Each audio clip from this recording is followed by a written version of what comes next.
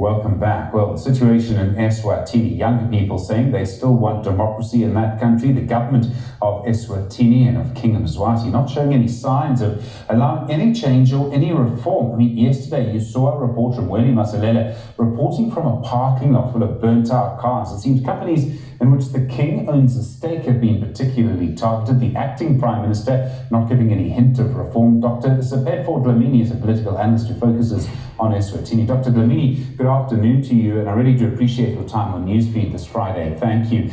In a way, this violence, the worst, I think, since 2011, possibly the worst political violence in eSwatini, if I can call it that. Do you think it's going to escalate? Are you expecting this to continue?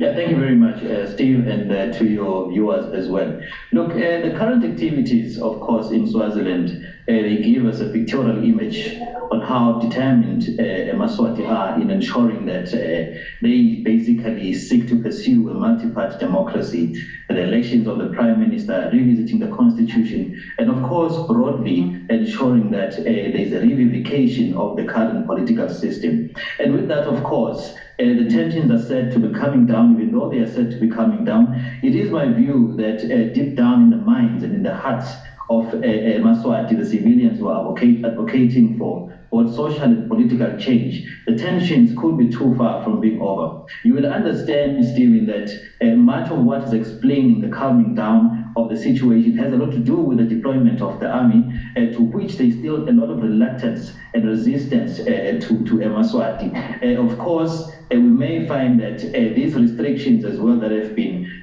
said to have been announced by the Prime Minister could also be a contributing factor, together with the restrictions in the telecommunications center. Thus, for me, all these efforts really of the current government of calming down the situation doesn't really seem to be dealing with the root causes or the root issue, but rather they may have the potential of making the situation escalate until, of course, there are visible and undoubted elements of a possible dialogue between the parties.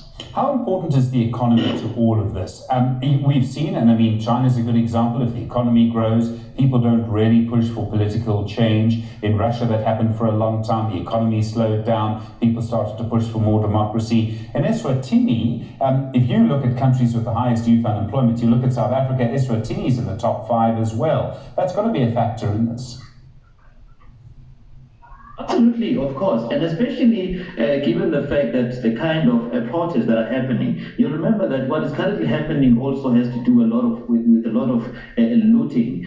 Trucks have been stopped in some parts of the border gates, and that has had a serious economic impact, negative impact in the country. And therefore, you'll also understand that it might be a need for an intervention to take place. But of course, SADC is one of the bodies that Swaziland or eSwatini relies on, particularly on the European Union Economic Partnership Agreement. And so we are expecting a further decline when it comes to the economy of eSwatini, together with the impact that this will eventually have on the already existing unemployment of the youth and others in the country. In situations like this, and I mean, I'll use what happened in South Africa because I think most of us will remember it and understand to an extent what happened. There were organized bodies to negotiate with. There was an apartheid government, and there was an ANC and other parties, it must be said, and there were leaders to negotiate with. In eSwatini, we have an acting prime minister, we have King Mswati, who, if I may say, hasn't shown any sign of wanting to negotiate. We have political parties which have been banned. Unions can't really operate. So are there people to negotiate with each other on this? Look, there's been quite a number of talks, especially, requests from those who are advocating for democracy, particularly requesting the intervention of SADC. But I think we really have to look, or maybe I think there is merit, Stephen, in looking at how does Swaziland basically benefit from SADC as an intergovernmental organization. And of course, you'll understand that Swaziland benefits in the sense that they are part of the EU Economic Partnership Agreement, which allows Swatini products preferential access into the European markets, especially the sugar cane and the beef.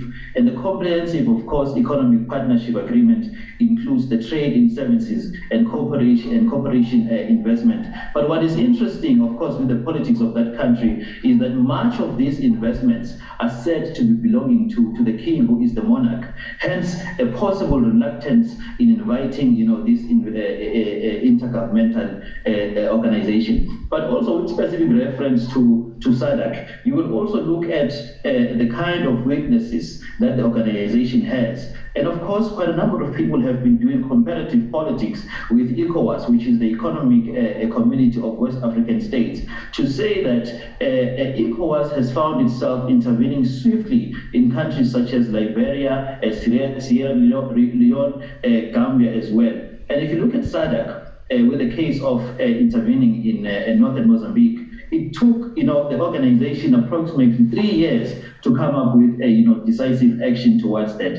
You will also note that with the case of the Malawian President Lazarus Chikeru, who won the 2019 elections, considered those elections were basically considered flawed by the courts of that very same country, and therefore SADC unfortunately found itself regarding or rubber stamping basically the polls as peaceful and transparent. Now that has had a negative impact and has made quite a number of people to basically lose hope in the organization. Of course, we cannot say, of course, SADC is not ECOWAS, because these two bodies are basically different historically, institutionally, and politically as well. And therefore, I think it is quite important to look at what people have actually been looking for in terms of intervention and the weaknesses that some of these, bodies could have with regards to the issue in Swaziland. Dr. Siphetfo Dlamini, I do appreciate the time. Thank you, political analyst. A lot more to talk about in eSwatini. I'm sure one of the dominant stories of the weekend. The other big story, of course, outside the home of the former President Jacob Zuma in Kanda, the Umkhonto we Sizwe